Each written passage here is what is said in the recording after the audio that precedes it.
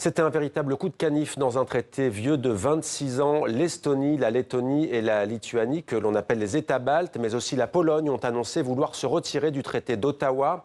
Depuis 1999, ce texte interdit l'utilisation, la production et le transfert de mines antipersonnelles. Cette décision est motivée, selon ces pays, par la montée de la menace russe, mais elle inquiète les organisations humanitaires, à commencer par Handicap International. Bonsoir Aneri. Bonsoir. Soyez la bienvenue sur TV5 Monde. Vous êtes directrice responsable du plaidoyer à Handicap International, organisation qui a reçu le prix Nobel de la paix en 1997 pour avoir cofondé la campagne internationale pour l'interdiction de ces mines antipersonnelles terrestres. Comment est-ce que vous avez accueilli l'annonce des pays que je viens de citer ? On l'a accueilli avec, je dirais, indignation, même plus qu'une inquiétude, parce que, en fait, l'idée de revenir en arrière sur cette arme qu'on peut appeler l'arme des lâches, les mines antipersonnelles, c'est pour nous vraiment un coup de tonnerre. Vous parlez d'un coup de canif. Parce que pour vous, ce traité d'Ottawa, c'était un acquis. Oui, c'est un traité qui a permis de bannir cette arme, qui est une arme qui en fait... c'est vraiment une arme des lâches parce qu'elle est déclenchée par la victime elle-même. Donc en fait, elle ne fait pas de différence entre un militaire ou un civil. Et puis, en majorité, ça va être des villageois, des enfants. 85% des victimes sont des civils, à peu près de 40% sont des enfants. Donc on voit bien que c'est une arme qui fait des dégâts principalement parmi la population civile et qui en plus reste enfouie dans le sol pendant des décennies et qui constitue une menace pour ceux qui veulent retourner à une vie normale, cultiver leurs champs. Donc pour nous, c'est une décision qui ne permettra de protéger ni les frontières, ni les populations de ces États.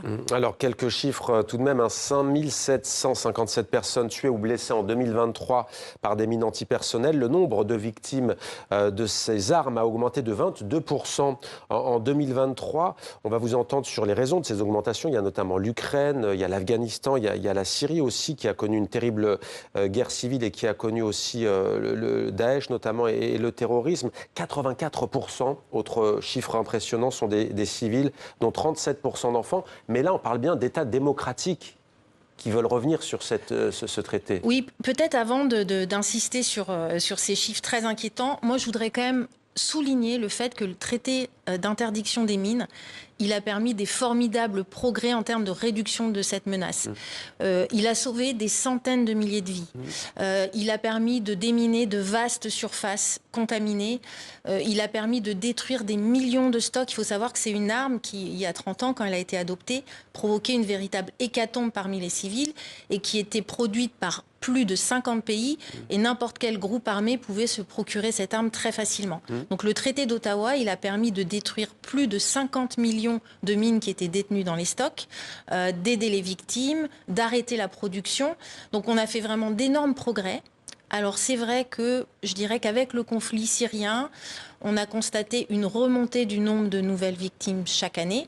Ça s'est accéléré avec l'Ukraine. Et là, maintenant, on a voilà, ce coup de tonnerre de l'annonce.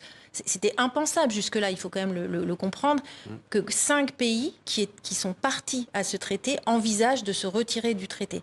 Donc on est vraiment sur 4, on a dit, et les États baltes et la Pologne ?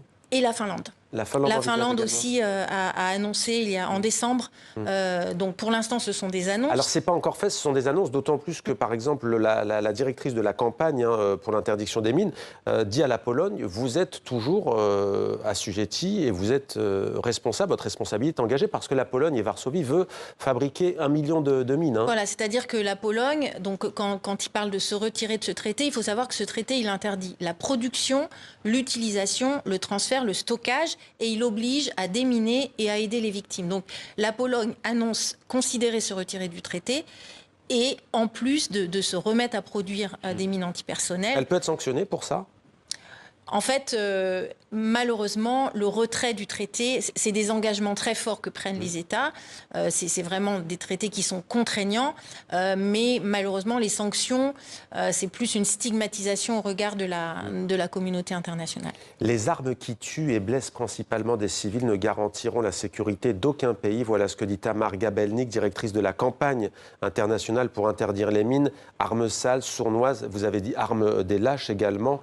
Comment vous, Handicap International, vous pourriez adresser un message et appeler ces pays à la raison, eux qui sont très inquiets justement de leurs voisins russes. On pense notamment aux États baltes. Alors, nous, on comprend complètement les préoccupations sécuritaires des États. Simplement, la réponse sur le retour aux mines antipersonnelles, ça n'est pas la bonne réponse. Handicap International, nous travaillons depuis 40 ans auprès des victimes pour les aider, pour déminer, et on voit bien le coût humain complètement disproportionné de ces armes.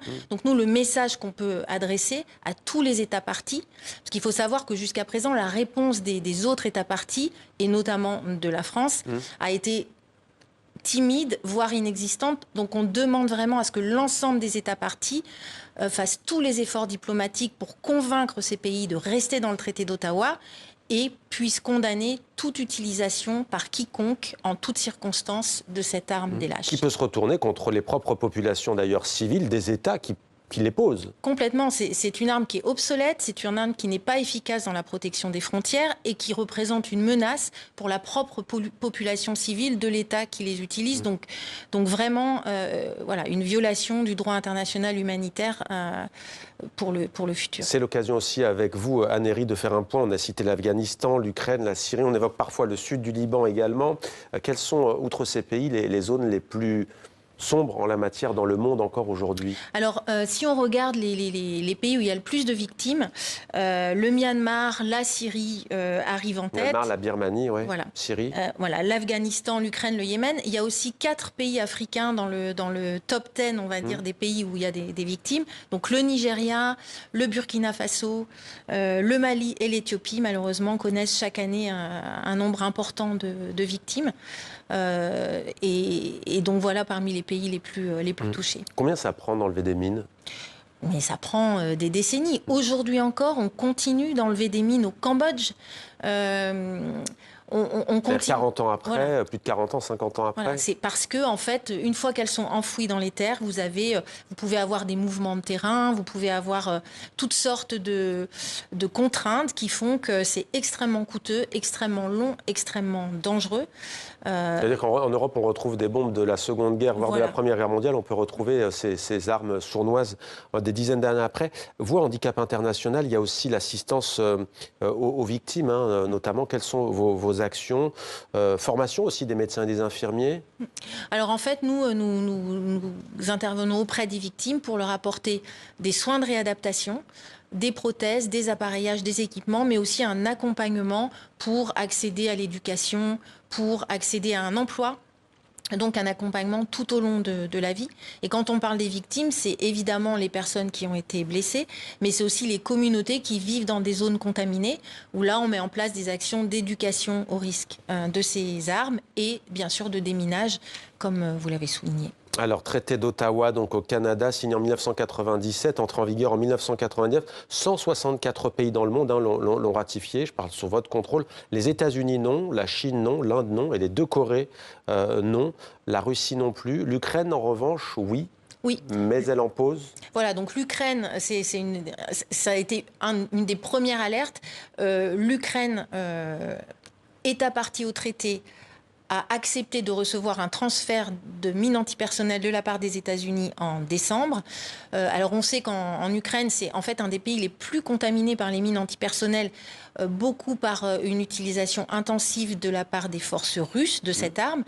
L'Ukraine a priori utilisé à 3 reprises jusqu'à présent des mines antipersonnelles, mais effectivement, cette perspective de retrait du traité rend encore plus présente et vraisemblable une contamination à très très grande échelle. Vous créez un effet domino, comme Exactement. on le dit. Ouais. Et en fait, on parle de 164 États partis, mais il faut savoir que même des États qui n'avaient pas forcément signé s'étaient mis en conformité avec le traité.